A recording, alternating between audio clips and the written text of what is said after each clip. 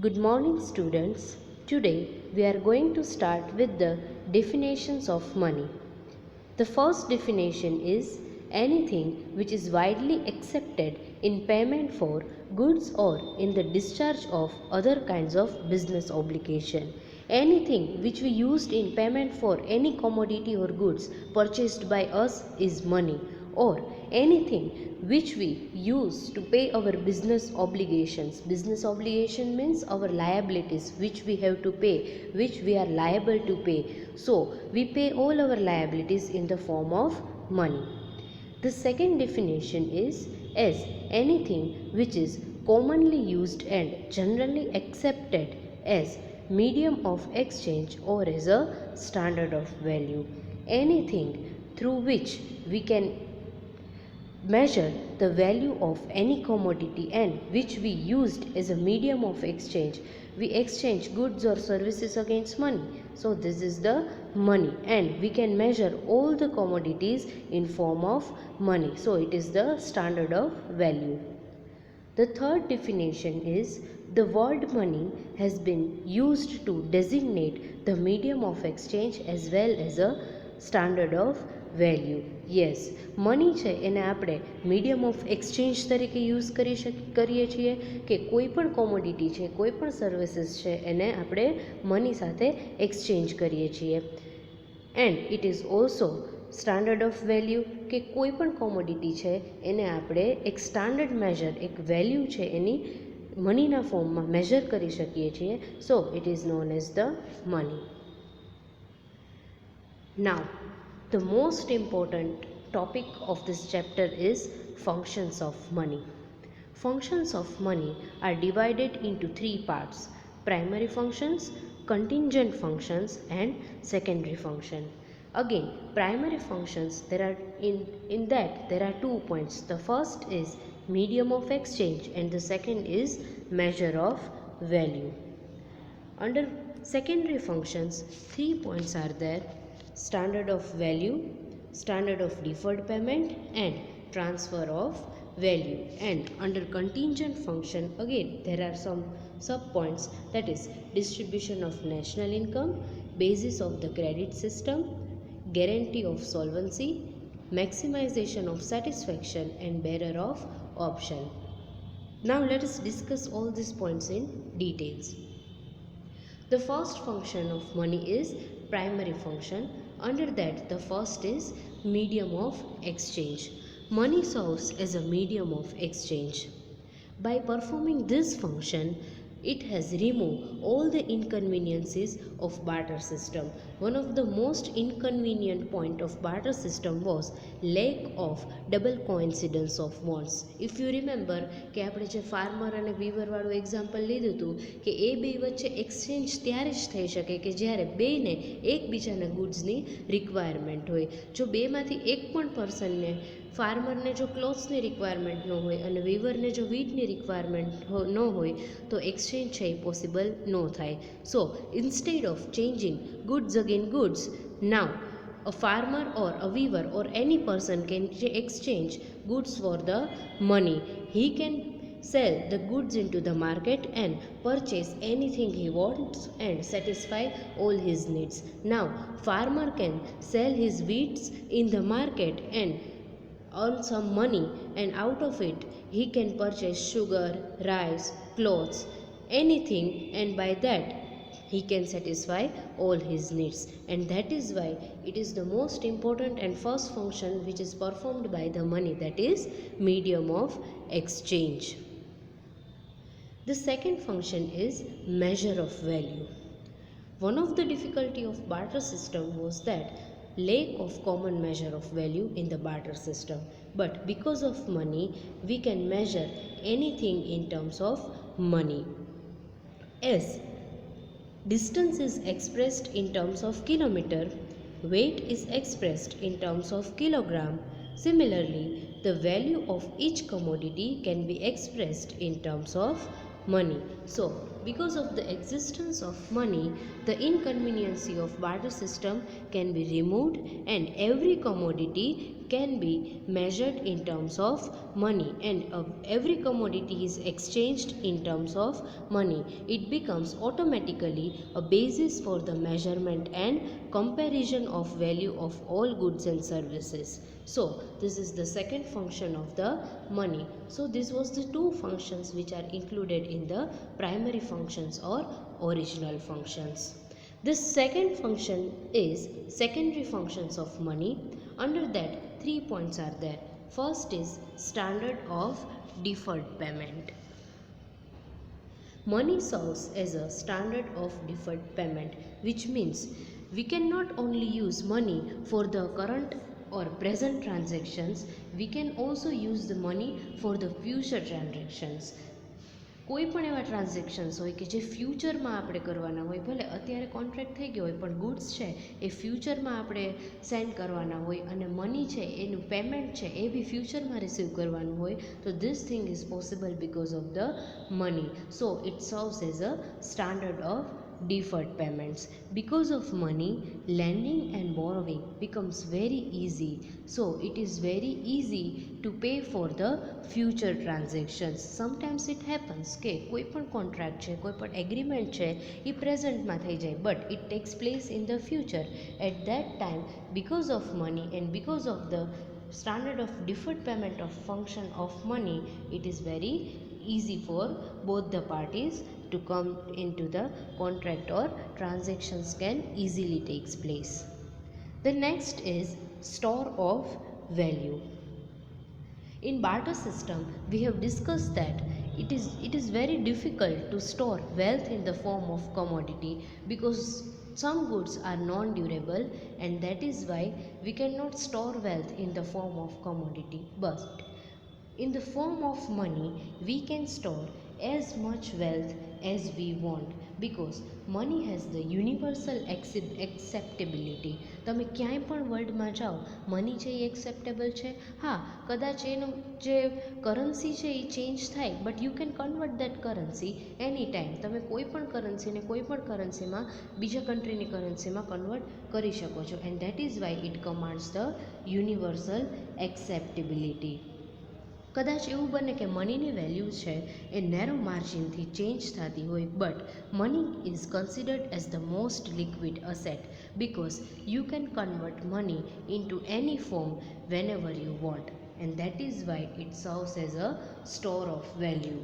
According to modern writers, the store of value function of money implies shifting of purchasing power from the present to the future, કે તમે purchasing પાવરને પ્રેઝન્ટમાંથી ફ્યુચરમાં transfer કરો છો. કેવી રીતે? કે તમે મનીને એક વેલ્યુ, એક વેલ્થના ફોર્મમાં સ્ટોર કરી છે, એટલે તમે એનો અત્યારે યુઝ નહીં કરો, પણ હા તમે એને ફ્યુચરમાં તો યુઝ કરશો.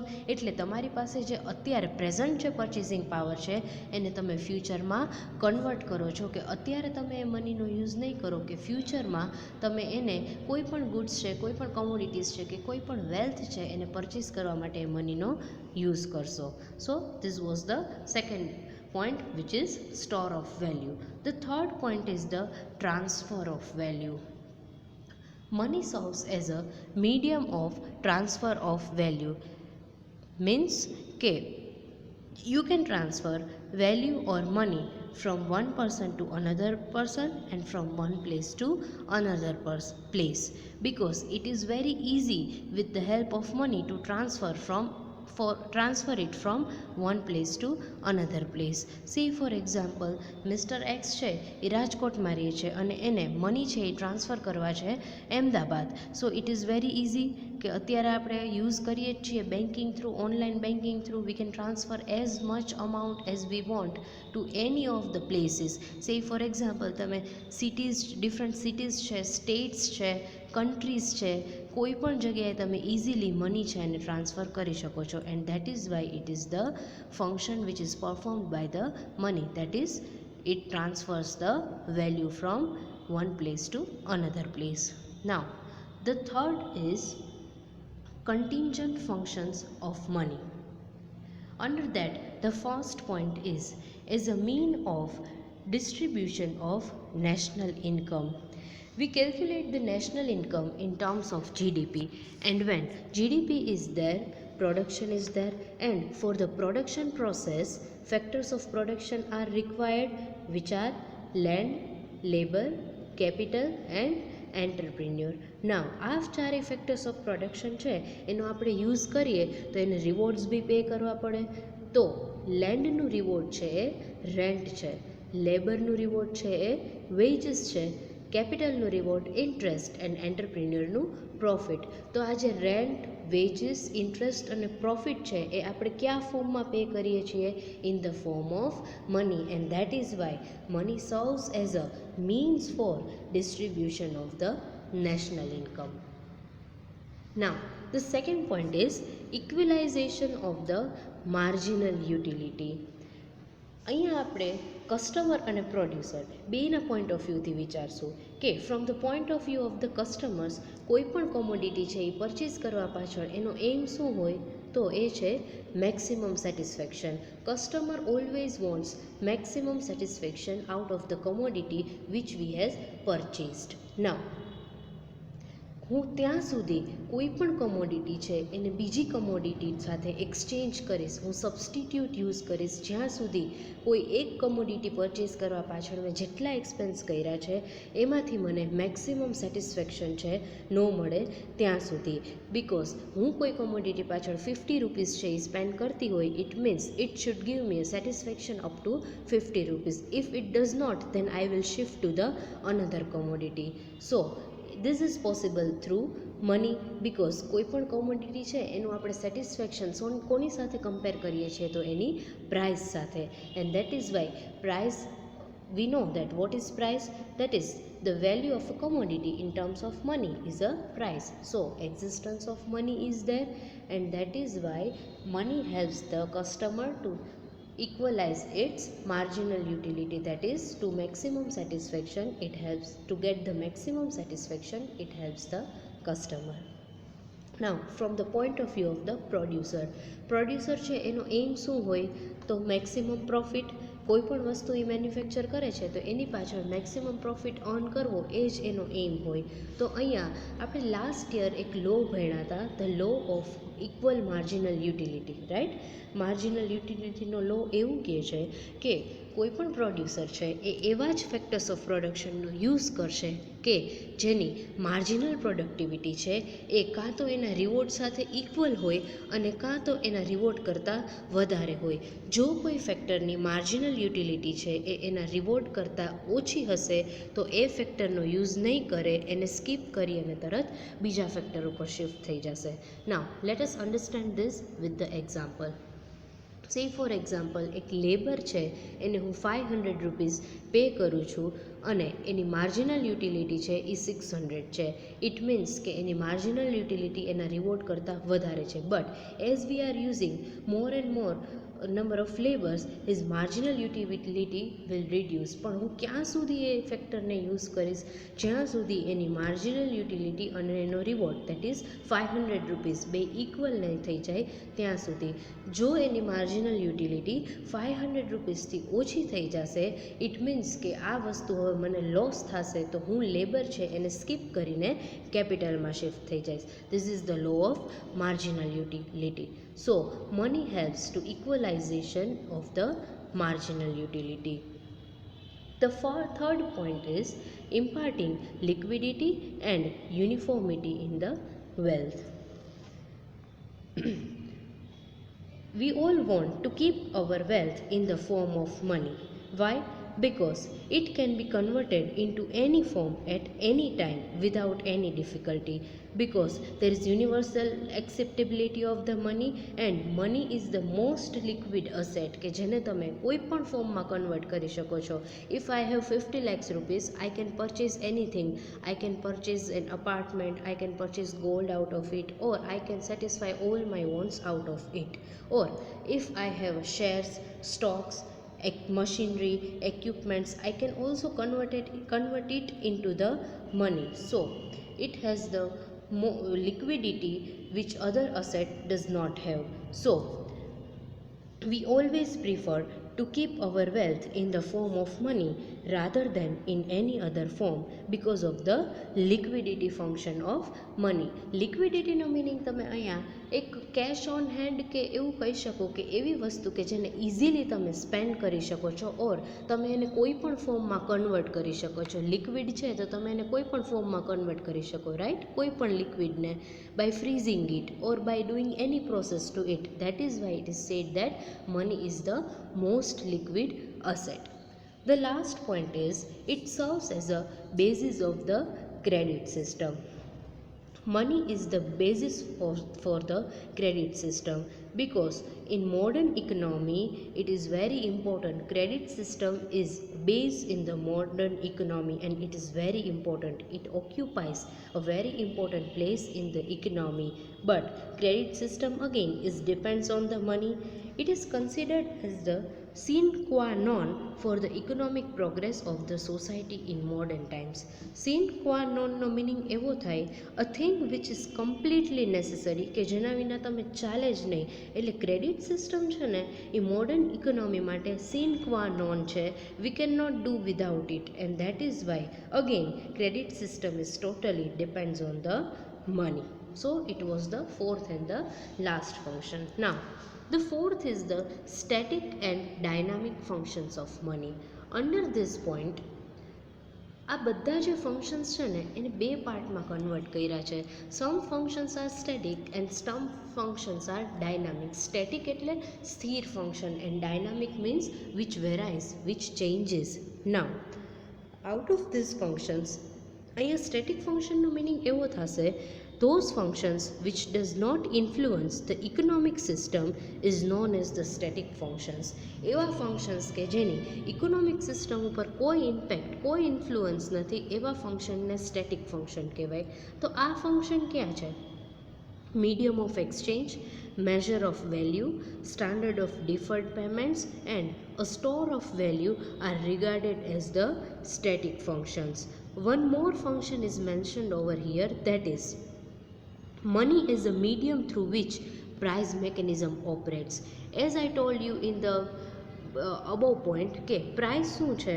a value of goods and services expressed in terms of money. It is the price. So one more function performed by the money is it serves as a price mechanism. Now dynamic function means those function who has a powerful influence on the economic system is known as the dynamic functions. Now this function has influence on the price level, volume of the production and consumption of the consumption and distribution of the national income. So dynamic functions છે એ આ બધા points છે એને affect કરે છે. કોઈ પણ વસ્તુની પ્રાઇસ છે એને ચેન્જ કરે છે, વોલ્યુમ પ્રોડક્શન જેટલું થાય છે એમાં પણ ચેન્જીસ આવે છે, કન્ઝમ્પશન છે, ડિસ્ટ્રીબ્યુશન ઓફ નેશનલ ઇન્કમ છે. પણ આ કેવી રીતે કે મનીની ક્વોન્ટિટી જેમ ઇન્ક્રીઝ થાય ને એમ એનું પ્રાઇસ લેવલ છે એ એને પણ અફેક્ટ કરે, ઇન્વેસ્ટમેન્ટને અફેક્ટ કરે, એમ્પ્લોયમેન્ટ ઇન્કમ ઉપર ચેન્જ થાય અને સેવિંગ્સ પર બી ચેન્જ થાય. This point we will discuss in the next point, next topic, that is quantity theory. કે quantity of money always affects the price level, investment, employment income and savings in the economy. So it was all about the functions of money. Thank you very much. I hope you understand this topic.